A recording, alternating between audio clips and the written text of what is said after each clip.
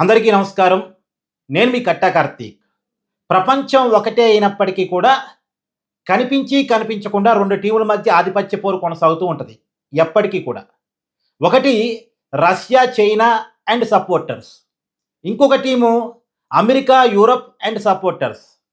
America, Europe and supporters నాటోగా అవతరించాయి. వాళ్ళంతా కలిసి ఒక కామన్ ఆర్మీని పెట్టుకొని కామన్‌గా ఒక రక్షణ వ్యవస్థను ఏర్పాటు చేసుకున్నారు. దానికి వాళ్ళు పెట్టుకున్న పేరు నాటో. ఈరోజు దావోస్ సాక్షిగా ఆ నాటో ముక్కలయ్యే పరిస్థితి.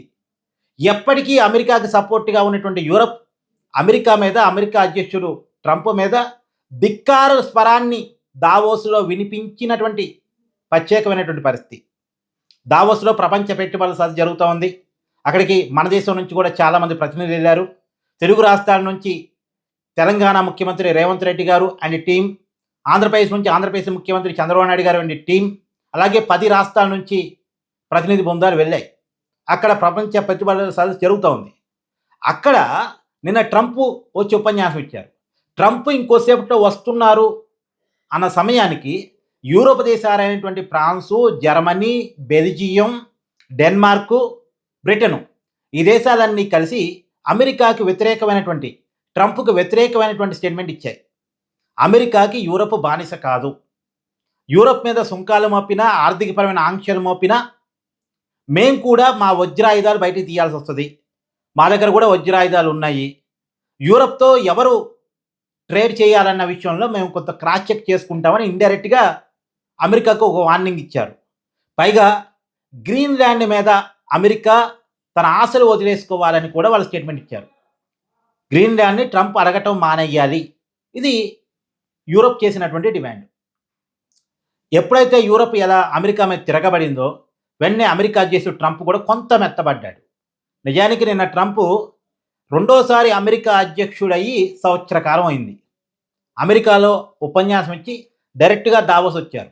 దావోస్ ట్రంప్ వస్తున్నారన్న సమయానికి యూరప్, అమెరికా ట్రంప్‌కి వ్యతిరేకంగా స్టేట్మెంట్ ఇచ్చింది.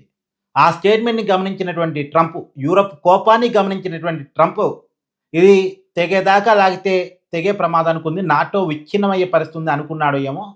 మేము గ్రీన్‌లాండ్‌ని బలవంతంగా తీసుకోము. కాకపోతే అది మాకు అవసరం మా రక్షణ వ్యవస్థ కోసం. మీరు ఇచ్చారా సరే. ఇవ్వకపోతే గుర్తుపెట్టుకుంటాం. అంటే ఇండైరెక్ట్‌గా బెదిరింపు. కొంత తగ్గుతూనే మళ్ళా బెదిరించే ధోరణి. మళ్ళీ ఎవరిని బెదిరిస్తున్నాడు? వాళ్ళ సొంత ఫ్రెండ్స్‌నే. యూరప్ కావచ్చు, అంటే యూరప్ కంట్రీస్‌గా ఉన్నటువంటి బ్రిటన్ అయితే అమెరికాకి ఎప్పుడు సపోర్టింగ్‌గా ఉండే కంట్రీ. ఫ్రాన్సు, జర్మనీ ఇవన్నీ కూడా అమెరికాకి ఫ్రెండ్లీ కంట్రీసే. ఈ కంట్రీస్‌ని ఇండైరెక్ట్‌గా బెదిరించే ప్రయత్నం చేశాడు. కాకపోతే బలవంతంగా తీసుకోను అనేటువంటి విషయాన్ని చెప్పాడు. కాకపో అలా చెప్తూనే గ్రీన్‌లాండ్ మాత్రం కావాలని అడుగుతున్నాడు. ఆ విషయంలో తన కోరిక విషయంలో రాజీ పడట్లేదు.